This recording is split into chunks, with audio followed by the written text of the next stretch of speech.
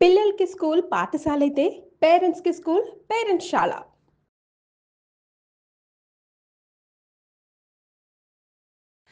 నమస్తే రమ్మగారు. నమస్తే జయ. రమ్మగారు, మనం పేపర్లో కానీ లేకుంటే న్యూస్లో కానీ చాలా చోట్ల వింటున్నామండి ఎక్స్ట్రా మ్యారిటల్ అఫైర్స్. వీటి వల్ల సంసారాలను పాడు చేసుకుంటున్నారు, తమకు తాము జీవితాన్ని కోల్పోతున్నారు, తమ పార్ట్నర్ని చంపటానికి కానీ కడుపును పుట్టిన బిడ్డలను కూడా చంపేస్తున్నారండి. పేపర్లో కూడా చూస్తూ ఉన్నాము అసలు. కానీ ఇలాంటి దరిద్రమైన విషయాల గురించి మాట్లాడుకోవాల్సిన పరిస్థితి కూడా వస్తుంది చూడండి. అవి ఎలాంటి పరిణామాలకు దారితీస్తాయని ముందుగానే ఎక్స్పెక్ట్ చేయకపోవటమా, లేకపోతే ఏదైనా పర్వాలేదు నేను హ్యాపీగా ఉండాలి అనే కాన్సెప్ట్ రావటమా అంటారండి? రెండు జయ, రెండూను. రెండు రేపేమవుతుందో అన్న ఊహ అసలు చెయ్యరు. సిగ్గుపోతుందనో, మొహమాటం పోతుందనో, లేకపోతే నలుగురిలో చిన్నపోతామనో, పరువు పోతుందనో అన్న ఊహ చేయటల్ల. ఇవి వాళ్ళ కొత్త కాదు జయ. నా జీవితం నా ఇష్టం, నేను నా ఇష్టం అంతే. ఇప్పుడు నా జీవితం అంటే ఇంకా 5-6 ఉంటారు మన జీవితంలో, కనీసం అది కూడా లేదు. నేనుకి ఏది లేదు, నేను తప్ప నేనే ఇంకా అంతే అంతే అంతే. అలాగే కనిపిస్తుంది. నువ్వు పేపర్ చూడు, ప్రతిరోజు పేపర్లో అక్రమ సంబంధానికి అడ్డొస్తున్నాడు, పిల్లాన్ని చంపేశారు, పిల్లల్ని చంపేశారు, లేదా సెకండ్ మ్యారేజ్ చేసుకుంటే మొదటి ఆ పిల్లల్ని వీళ్ళే చంపేశారు, అలాంటివి. భర్తను అడ్డు తొలగించుకోవటము సినిమాటిక్గా కూడా. అవునండి. భార్యల్ని అడ్డు తొలగించుకునేవాళ్ళు, దానికి సహాయం చేసేవాళ్ళు. అరే ఏంట్రా నువ్వు చేసే పని అని అనరు ఫ్రెండ్స్ కూడా. నువ్వు చేయకూడదు, చేసేదే చేయకూడని పని. దీనికి మళ్ళీ ఈ రెండో పని చేయటం ఏమిటి? చేసేది ఒక తప్పుడు పని అయితే దానికి తోడు హత్యలు కూడా చేస్తామంటే దానికి సుపారీలు ఇచ్చి డబ్బు అవసరాలు కనపడతాయి కదా ఇట్లాంటివి. అసలు మనుషులు ఎలా అయ్యామంటే మనం ఎంత సెల్ఫిష్గా అయిపోయామో జయ. అవునండి. పూర్తిగా పశువుల్లాగా అవడానికి దగ్గరలో ఇంకా కొంచెం చిన్న ఇది ఉందన్నమాట, గ్యాప్ అంతే. పెళ్ళిళ్ళు చేసుకునేటప్పుడు ఇప్పుడు ఏదో ఎవరో కాదు, లవ్ మ్యారేజెస్ చేసుకున్న వాళ్ళు కూడా ఎక్స్ట్రా మ్యారిటల్ అఫైర్స్లోకి దిగుతున్నారు. అసలు నాకేం కావాలి అనే ప్రశ్నే ఉండదు వాళ్ళకి. అప్పుడు ఏది కావాలనిపిస్తే అది చేసేయటం. విచ్చలవిడితనం కదా, విచ్చలవిడితనము. అంటే ఈజీగా అవతల వాళ్ళని అప్రోచ్ ఎందుకు దొరికేటువంటి రకరకాల దారులు. మనం ఏం చెప్పుకుంటాం జయ, భలే బిజీ, మనకు చాలా బిజీగా ఉంటున్నాం, మనం చాలా స్ట్రెస్ ఉంటుంది. ఇంత స్ట్రెస్ ఇంత బిజీలో ఉన్న పార్ట్నర్కే ఏ న్యాయము చేయలేని దుస్థితిలో ఉండి ఎక్స్ట్రా మ్యారిటల్ అఫైర్స్కి మాత్రం బాగా వెళ్తారు. అది థ్రిల్ ఇస్తుంది జయ, థ్రిల్లింగ్గా ఉంటుంది. జనాలకి కిక్ కావాలి ఎప్పుడు, దానివల్ల వచ్చేవి అనవసరం. అప్పుడు ఆలోచన రాదు కదా జయ, అప్పుడు ఆలోచన రాదు. ఇప్పుడు మనకి ఎట్లా చూడు, ఏదైనా ఒక వస్తువు రుచికరమైంది, పకోడీలు కనపడంగానే తినాలనిపిస్తుంది. దానివల్ల ఏమేమి రావచ్చో మనకు తెలుసు కదా, అందరికీ తెలుసు. ఇప్పుడు మానేస్తాము మనం, కొంతమంది మానేస్తారు, కొంతమంది కంట్రోల్గా ఉంటారు. పర్యవసానాలు ఆలోచించుకుని ఇది మనకి సూట్ కాదు, దీంతో ఇబ్బంది వస్తుంది, యాసిడిటీ వస్తుంది, వాడు ఏ నూనె వాడాడో, ఆ పిండి రోడ్డు మీద పిండి ఎంత దుమ్ము పడిందో, వాడి చేతులు శుభ్రంగా ఉన్నాయో లేదో, క్లెన్లీనెస్ లేదు, హైజీన్ లేదు, జర్మ్స్ వస్తాయి. తర్వాత అందులో వేసే పచ్చడితో ఎంబీబీఎస్సిస్ వస్తుంది. ఇలాంటివన్నీ ఆలోచిస్తున్నాయి చెప్తా కదా లిస్ట్, నీకు లిస్ట్ మొత్తం ఆలోచించుకుని మానేస్తాడు ఒకడు. టెంప్టేషన్ ప్రతివాడికి వస్తుంది. టెంప్ట్ అయిన వాడే టెంప్ట్ అయినట్టు కాదు, టెంప్ట్ కాని వాడికి కూడా టెంప్టేషన్ ఉంటుంది, కానీ వాడు అవడు, కంట్రోల్లో ఉంటారు, వాడు ఆగుతాడు. ఈ టెంప్ట్ అయ్యేవాడు ఒకడు ఉంటాడు, ఇక వాడు దిగుతాడు. ఇందులో మళ్ళీ టెంప్టేషన్లో కూడా కొన్ని రకాలు ఉంటాయి. వీడు ఏమైనా అయిపోని అని దూకేవాళ్ళు కొంతమంది ఉంటారు. వాళ్ళు ఇట్లా బజార్లకి, పేపర్లకి, టీవీలకి ఎక్కుతారు. ఏమైపోయినా సరే, నిజానికి ఆ ఎక్స్ట్రా మ్యారిటల్ అఫైర్స్లో అవతల వాళ్ళు పార్ట్నర్ కాకుండా, తమ సొంత పార్ట్నర్ కాకుండా వాళ్ళేమీ భూలోక రంబలు కాదు, కానీ వీళ్ళకి ఎక్సైట్మెంట్నో థ్రిల్నో కలిగించే ఒక లక్షణం ఏదో ఉంది వాళ్ళ దగ్గర, అంతే. మగవాళ్ళు అంతే, మొగుళ్ళ కంటే అవతల వాళ్ళు ఎవరో అద్భుతమైన వాళ్ళు అవ్వడానికి ఏం పెద్ద అవకాశం ఉండదు. ఎవడైనా ఒకటేనమ్మా, ఒక అలవాటు అయిపోతే అందరితోటి మొనాటనీ వస్తుంది. ఇప్పుడు ఈ ప్రాబ్లమ్స్ అన్నీ ఏంటంటే ఒకళ్ళతో ఒకళ్ళకి పడక కొన్ని చోట్ల ఎక్స్ట్రా ఎఫైర్స్ వస్తాయి. అవును, పడినా మొనాటనస్గా ఉండి జీవితం ఆసక్తికరంగా లేక వస్తాయి. థ్రిల్ని కోరుకునేవాళ్ళు. ఇంకొంతమంది ఏంటంటే ఒకదానికే కట్టుబడి ఉండాలన్న మనస్తత్వం లేని వాళ్ళు, తుమ్మిదల్లాగా అన్నిటి మీద వాళ్ళే అన్ని రసాలు రుచి చూడాల్సిందేననే ధోరణి ఉన్నవాళ్ళు. వీళ్ళందరితోటి ఏంటంటే సమాజం సర్వనాశనం అయిపోతుంది. వాళ్ళ జీవితంతో పాటుగా వాళ్ళ విలువ మర్యాద నీకు బయటపడనన్నాళ్ళు నువ్వు ఏడుపైనా ఏడుస్తావు. వన్స్ బయటకు వచ్చేసారు కల్లా మీ పిల్లల్లో లేదా వాళ్ళ కజిన్స్ పిల్లల్లో కొంతమంది ఆయన చేయలే మేము చేస్తే తప్ప అని దిగుతాయి కొంది. అవును. మనుషుల మీద నమ్మకాన్ని పోగొట్టుకుంటాయి ఇంకొన్ని. పెళ్ళొద్దనుకుంటారు. అవును. పెళ్లి చేసుకుంటే వాళ్ళు కూడా ఇలాంటివే చేస్తారని అని ఒకళ్ళకి కట్టుబడి ఉండటం అనేది నిజానికి అంత అవసరమా కాదా అనేది ఆలోచించేవాళ్ళు ఇంకొంతమంది. ఎందుకు పెళ్ళి హాయిగా ఉంటాం, అందుకని ఇంకొంతమంది ఏంటంటే కలిసి ఉంటాం, పెళ్లి చేసుకోం. పెళ్ళి అంటే బాధ్యత, పెళ్ళి అంటే బరువు, పెళ్ళి అంటే అది. కలిసి ఉంటే మాత్రం ఒడంబడికగా ఉండాలిగా ఒకళ్ళకొకళ్ళు. అవును. చాలా రోజుల క్రితం మన మాలతి చంద్రు గారిది ఆలోచించని ఒక నావెల్ ఉంది. భార్యాభర్త ఇద్దరు వీళ్ళు కొన్ని ప్రత్యేక పరిస్థితుల్లో అలా కలుసుకుంటారు. వాళ్ళ ఇంటికి వస్తాడు అతను ఏదో సందర్భంలో. క్రమంగా వాళ్ళిద్దరి మధ్య బంధం బలపడుతుంది, పెళ్లి చేసుకుంటారు. అమ్మ నాన్న ఒప్పుకునే పెళ్లి చేసుకున్నాక అతను కొంచెం సంపాదన మీద ఆసక్తి పెరుగుతుంది, బాగా వ్యాపారం చేస్తాడు. ఈవిడ పిల్లల్ని చూసుకుంటుంది, ఇద్దరు పిల్లలు. పెళ్ళి కూడా అయిపోతుంది. ఆ సమయానికి ఇతనికి ఆఫీస్లో ఉండే పర్సనల్ అసిస్టెంట్ తోటి సంబంధం ఏర్పడుతుంది. పెద్దవాళ్ళు వీళ్ళు యంగ్స్టర్స్ అని చెప్పట్లేదు, నడి వయసు వచ్చాకే. ఆ అమ్మాయి కాస్త ప్రెగ్నెంట్ అవుతుంది. అప్పుడు ఈవిడికి తెలుస్తుంది, ఏం చేయాలో తెలియదు. భర్తను వదిలిపెట్టి వెళ్ళిపోతుంది, ఉండనని. అతను ఏజ్ పెరిగాక ఏదో ఒక రిలాక్సేషన్ దీనికోసమని ఆ అమ్మాయితోటి సంబంధం మెయింటైన్ చేశాడు తప్ప పంచప్రాణాలు పెళ్ళామంటే అతనికి. భార్య అంటే పంచప్రాణాలు ఉన్న వాళ్ళు కూడా ఖచ్చితంగా ఇలాంటివి చేస్తారు.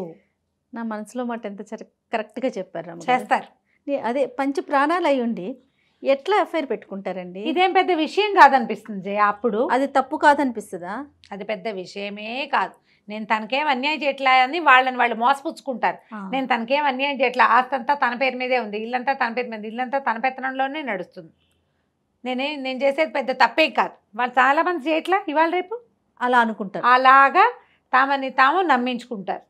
తను నాకు కట్టుబడి ఉంది, నేను కూడా అలానే ఉండాలి అనే ఇంగితం మాత్రం ఉండదు. ప్రతి వాళ్ళు నా భర్తో నా భార్యో ఇదే చేస్తే నాకు ఎలా ఉంటుంది అన్న క్వశ్చను అసలు రానే రాదు.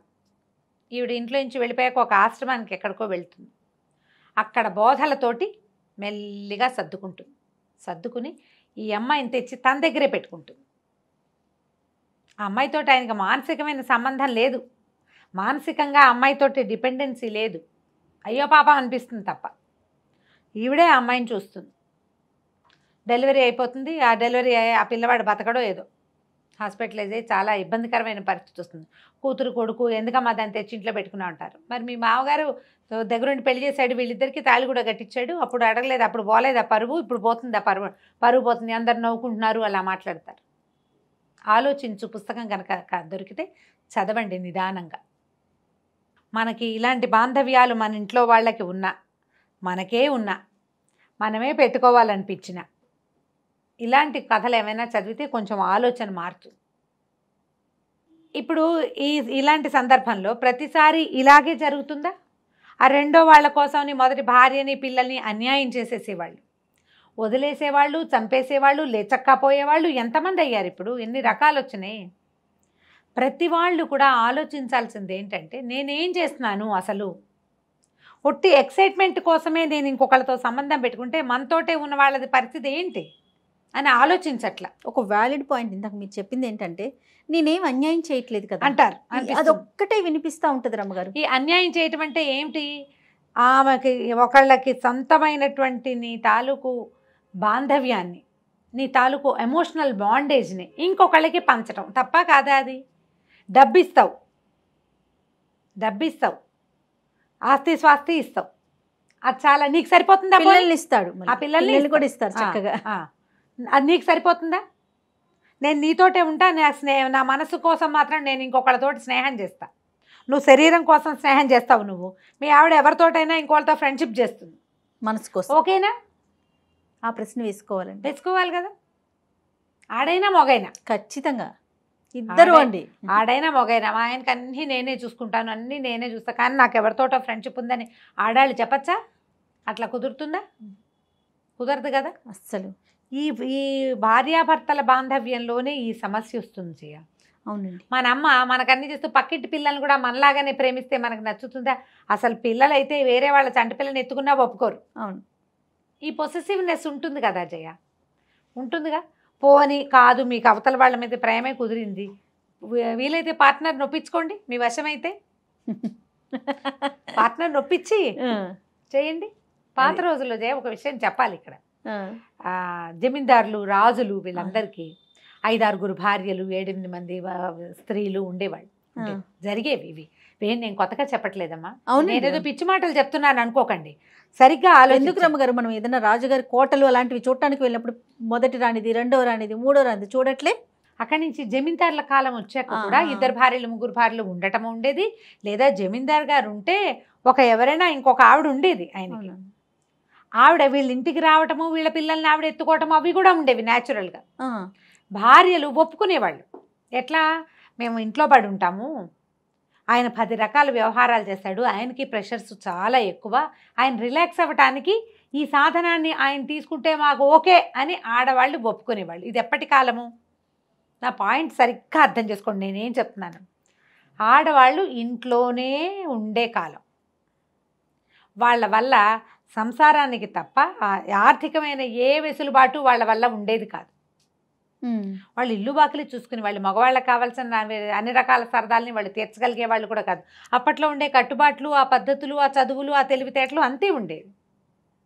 అంచేత ఇంత ప్రెషర్ని అనుభవించే రాజుగారు, ఆవిడేమో గడి వదిలిపెట్టి వెళ్ళదు, జమి వదిలిపెట్టి వెళ్ళదు. ఆయన ఏదో ఊరు వెళ్తాడు, ఆయనకి సాయం అక్కడికి స్త్రీ వెళ్తుంది, రెండో ఆవిడ అక్కడికి ఆయనతో పాటు. రాత్రిపూట ఆయనకి వీణ వాయించడానికి, సంగీతం పాడడానికి, ఆయనతో స్పెండ్ చేయడానికి, ఆయన రిలాక్స్ చేయడానికి స్త్రీలు ఉంటే ఒప్పుకునేవాళ్ళు. వీళ్ళు గొడవలు ఉండేవి కాదు, దానికోసం ఈ చంపేయటాలు, చచ్చిపోవటాలు కూడా ఉండేవి కాదు ఆ రోజుల్లో. ఆ రోజులంటే నేను 100 ఏళ్ల క్రితం చెప్పట్లేదు, 70 ఏళ్ల క్రితం సంగతి కూడా చెప్తున్నా జయ. 70 ఏళ్ల క్రితం సంగతే చెప్తున్నా. 500-600 సంవత్సరాల క్రితం కాదమ్మా. ఆ 70 ఏళ్లలో మనం ఎంత నడిచాం. ప్రతి అమ్మాయి తన భర్తతో సమానంగా చదువుతోంది, సమానంగా కష్టపడుతోంది, సమానంగా పనిచేస్తోంది. ఇంకా ఎక్కువ చదువుకున్న వాళ్ళు కూడా ఉంటున్నారు. వాళ్ళతో సమానం కాకపోయినా సంసారానికి కావాల్సిన, ఇప్పుడు మొగుడుకో 50 లక్షల సంవత్సరానికి అనుకో, ఈ పిల్లకు 25 లక్షలైనా ఉంటున్నాయి. ఈ పిల్ల 25తో పాటు ఈ కొంపగోడు వ్యవహారం ఉంది కదా, అత్తమామ, ఇల్లు వాకిలి, పిల్ల జల్ల, మేడు, ఇవన్నీ ఉన్నాయి కదా. ఇవన్నీ వీళ్ళు చూసుకుని భర్తలకి దగ్గరగానే వీళ్ళు కూడా సంపాదిస్తున్నప్పుడు వాళ్ళకి పూర్తి న్యాయం చేయాలా వద్దా, అంతే. అది కదా మనం ఆలోచించాలి. ఖచ్చితంగా అండి. ఈ పాయింట్స్ని మనం ఆలోచించకుండా పూర్వకాలం 2-3 ఉంచుకునే వాళ్ళని చెప్తే ఎట్లాగా పళ్ళు రాలగొట్టాలనిపిస్తుంది. నేను ఆ మాట చెప్పట్లా. పాత సంగతి ఎందుకు చెప్తున్నానంటే అప్పటి పరిస్థితే వేరు. అవును, ఆ రోజులు, ఆ పద్ధతులు, ఆ వ్యవహారాలు వేరు పూర్తిగా. ఆడవాళ్ళకి అసలు కనీసం ఇట్లా ఆరోగ్యాన్నో సౌందర్యాన్నో పోషించుకునే అవకాశం కూడా ఆ రోజు ఉండేది కాదు. ఇప్పుడు అన్నీ పెరిగినాయి, మరి దాంతోపాటు ఇవి పెరిగి చచ్చినాయి. సంబంధాలు అప్పుడు ఉండేవి, ఇప్పుడు చావులకి ఇచ్చింది కదా. అవును, చావులు, డివోర్సు, మళ్ళీ పునర్వివాహాలు, ఆ మధ్యలో పడి పిల్లలు నలిగిపోవటం. మా అమ్మ నాన్న, మీ అమ్మ నాన్న అని చెప్పుకోవాల్సిన దుస్థితి. నా పిల్లలు, నీ పిల్లలు, మన పిల్లలు అనుకుంటూ. ఆ పిల్లలు ఎప్పటికైనా సాటిస్ఫై అవుతారా వీటి వల్ల? ఎంత బాధపడతారు పాపం. అది కదా మనం ఆలోచించాలి. ఇప్పుడు తప్పనిసరి పరిస్థితి, దుర్వ్యసనాలు, వాళ్ళతో చాలా బాధలు, ఏవో కష్టాలు, జబ్బులు అంటే పోనీ అనుకోవచ్చు, ఏమీ ఉండదు. ఆ క్షణానికి ఎవరైనా ఆడో మగో కనపడితే వాళ్ళని చూసి టెంప్ట్ అయ్యి, కంట్రోల్ లేక, జీవితం పట్ల అవగాహన లేక, రేపొద్దున ఏం ప్రాబ్లం వస్తుందో అన్న ఆలోచన లేకుండా, భవిష్యత్తు ఊహించకుండా, నా పార్ట్నర్ కూడా ఇలాగే ఎవరైనా చూసి లాలచ పడితే ఏమవుతుంది మన జీవితం అన్న ఊహ లేక అంతే తొందరపడిపోతారు. ఆలోచించండి. ప్రధానంగా మనకు కావాల్సింది ఏంటి? సెల్ఫ్ కంట్రోల్ అని ఒక పాయింట్ ఉంటుంది, దాన్ని వృద్ధి చేసుకోండి. ఆడైనా మొగైనాను. ఆడవాళ్ళు నేను ఇంకో మంచి మంచి విషయాలు కొన్ని చెప్తా. మంచి అనకూడదు, దీన్ని ఇంట్రెస్టింగ్ విషయాలు అనమాట. ఇలా జరుగుతుందా అని. మొగుళ్ళతో అన్నీ చక్కగా శుభ్రంగా బాగానే ఉంటారు, ఎవరితోటో ఫోన్లో చాట్ చేస్తూ ఉంటారు. వాళ్ళు ఎవరో కూడా వీళ్ళకి తెలియదు. తెలిసిన వాళ్ళతో చాట్ చేసే వాళ్ళు ఉన్నారు. అసలు ఎన్ని రకాల మాటలు మాట్లాడతారో వాళ్ళు. ఇది తప్పేనమ్మా. నేనేమి శారీరకంగా సంబంధం పెట్టుకోవట్లేదు కదా, నేను వాళ్ళ ఇంటికి వెళ్ళట్లేదు కదా, అలాంటి పిచ్చివాగుళ్ళు వాక్కండి. మీరు ఈ చేసే దాన్ని కూడా వ్యభిచారం అనే అనాలి, పాడు మాట అనాలి. అదే ఎక్సైట్మెంట్ కోసం చేసేవే జయ. ఇవి మిమ్మల్ని ఎంత ఇబ్బంది పెడతాయంటే ఒక దశలో అవును. సజావుగా ఎవరికి తెలియకుండా నడిచిన నాళ్ళు నడిచిపోతుంది. ఎన్ని రోజులు సాగుతుంది రమ్మగారు? అనుక్షణం భయమేగా. ఎప్పుడు భయమే. ఆ భయంతోనే భయం వల్ల వచ్చే బతకాలి. ఎక్సైట్మెంట్, ఆ. ఆ ఎక్సైట్మెంట్ కోసమే చేస్తారు జయ. ఆ ఎక్సైట్మెంట్ కోసమే చేస్తారు. ఈ ఎక్సైట్మెంట్ మీ పార్ట్నర్ మనసులో ఎప్పటికీ మిమ్మల్ని చెడుగానే ఉంచుతుంది. ఉంచుతుంది. మీ పిల్లల దృష్టిలో మీరు ఎప్పుడూ చెడిపోయిన వాళ్ళుగానే ఉంటారు. ఇవాళ రేపు అందరూ చేస్తున్నారు లాంటివి చెప్పకండి. అందరిలో మీరెందుకు ఉండాలి? ఎందుకు ఉండాలి? ఇవి కూడా ఇవాళ రేపు చాలా పెరుగుతున్నాయి కేసులు వస్తాయి, వింటుంటా కదా. అవునవును. నువ్వు ఎంతసేపు అంటావు మీకెందుకు, ఆ. ఇప్పుడు ఎర్లీ ఏజ్లో మొహం మీద గీతలు వస్తున్నాయని విని అదే. విని వస్తున్నాయి. మరి ఇలా కూడా ఇంత అన్యాయంగా ఉన్నారా రమ్మగారు? ఇది ఒక అన్యాయమా? ఇంకా భయంకర అన్యాయాలు ఉన్నాయి బోల్డ్ అని. అబ్బా. ఎటువంటి అంటే దానివల్ల ఎటువంటి ఉపయోగం లేదు, పైసాకి లేదు. పైసాకి లేదు. కానీ అయినా- టైంని వేస్ట్ చేసుకోవటం, మీరు అన్నట్టుగా అన్నీ waste ఎక్సైట్మెంట్ ఏమో బహుశా. ఎక్సైట్మెంట్ తోటే వస్తాయి ఇవి. రేపొద్దున మన దయచేసి పిల్లలు అదే చేస్తారు కదా. చేస్తారు. అసలు రేపు అనే ఆలోచనే లేదేమో బహుశా. రేపు కాదు, ఇది తెలిస్తే అన్న ఆలోచనే చెయ్యరు. ప్రధానమైనది ఏంటంటే ఎవరికైనా తెలియక్కర్లా, మీకు మీకు తెలుసు కదా. ఎస్. ఒకసారి నేను కరెక్టేనా అని ఆలోచించుకోండి. నువ్వు రాంగు రాంగు అని వస్తుంది. పోనీ నాలా ఇలాంటిదే మన పార్ట్నర్ కూడా చేస్తే అని పెట్టుకోండి రెండో క్వశ్చన్. ఈ 2 క్వశ్చన్లు ఉంటే ఆటోమేటిక్గా సెట్ అయిపోతుంది. ప్రశ్నించుకోవాలి. మళ్ళీ ఈ ప్రశ్న ఊరికే నేను చెప్పినట్టు నాలుకతోటి కాదు, మనసుతో. లోపల నుంచి గుండెల్లో నుంచి రావాలి ఆ ప్రశ్న. ఇదే ఊహ, ఇదే పని నా పెళ్ళామో నా మొగుడో చేస్తే నాకు ఓకేనా, నాకు ఓకే అని వచ్చింది అనుకోండి మీ ఆన్సర్. పర్వాలే, వాళ్ళు కూడా ఇక మీకు పెళ్ళెందుకు, సంసారం ఎందుకు, కుటుంబం ఎందుకు, లెచ్చకపోతే సరిపోతుంది. ఎవరి దారిన వాళ్ళు అంతే. సెపరేట్ అయిపోయి ఎవరి దారిన వాళ్ళు వాళ్ళకి నచ్చింది వాళ్ళు చేసుకోవచ్చు. అలా చేసినా నయంగానే ఉంటుంది ఎంతో కొంత.